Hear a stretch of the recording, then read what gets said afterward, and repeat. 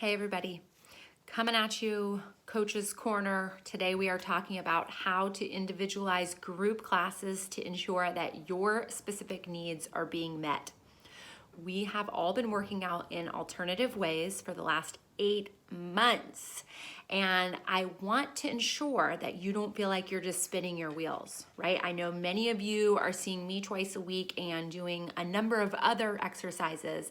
And I want to make sure this is like your check-in. How do you feel in terms of making gains towards your goals? Your goals could be related to strength. They could be related to endurance. Maybe they're related to core control, motor control, body awareness, stability. Maybe you have goals relative to body composition. Do you want to reduce body fat and increase lean muscle mass? There's a plethora of goals that you could have related to those variables, or maybe it's more performance related.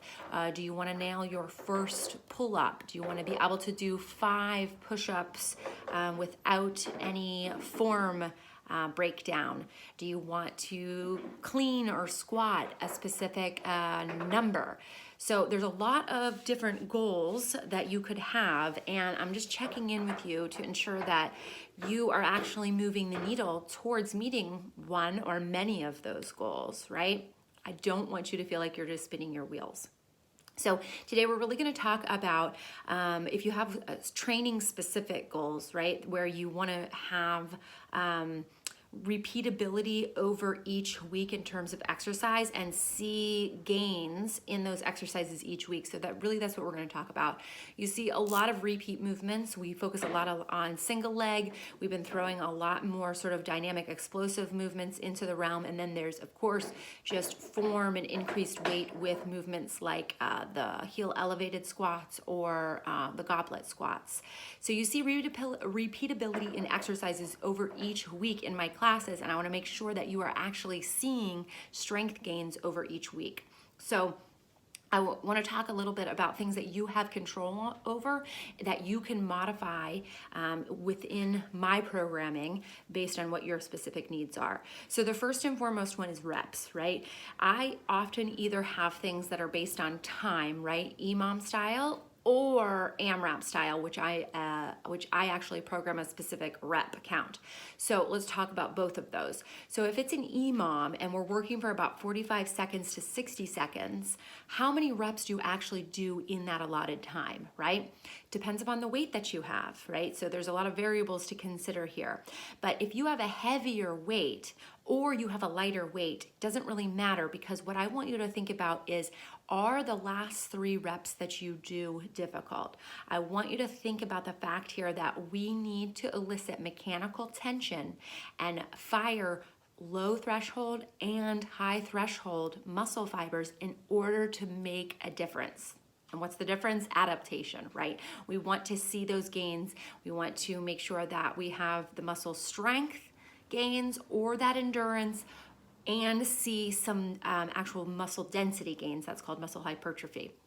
So the last 3 reps need to be challenging. So if you need to increase the reps or decrease the reps, please know that you can do that. Find the rep scheme that works specifically for you. Now, if you're really looking to make body composition changes, the reps should be relatively low. Like if you can bust out 15 reps, you probably need to really truly consider getting heavier weights, okay? Now, what if you don't have heavier weights? Then you can do time under tension. So maybe you take a beat at the bottom of your squat or at the bottom of your lunges, and you do a 1-2 count and then come back up. That time under tension is going to help elicit some more of those high threshold motor muscle fibers, and where we actually are going to see that muscle, that mechanical tension that we need for muscle adaptation. So don't worry if you don't actually have more weight, but please consider getting more weight, because if you can keep that rep count down to like 6 to 8, and 6 to 8 feels hard, then that's really going to be something that's going to help move the needle instead of doing 15 to 20 reps. So rep scheme and load, right? And if you don't have the load, the time under tension is going to be a great option for you. Now, even if I don't program it, remember, if you have a goal specific to that movement and you think, and then you're just spinning your wheels with that movement week after week, you're just doing 15 to 20 reps and you're like, I could do this all day. Find a way to make it more difficult, time under tension or heavier weight. Now, the other thing that I want to talk about is rest intervals. So my class is fast-paced, more boot camp style, has a cardiovascular component to it. But in those blocks of strength work, if you're really pushing yourself hard, you're gonna need a little bit more rest. So I don't actually program a lot of rest within my blocks of work.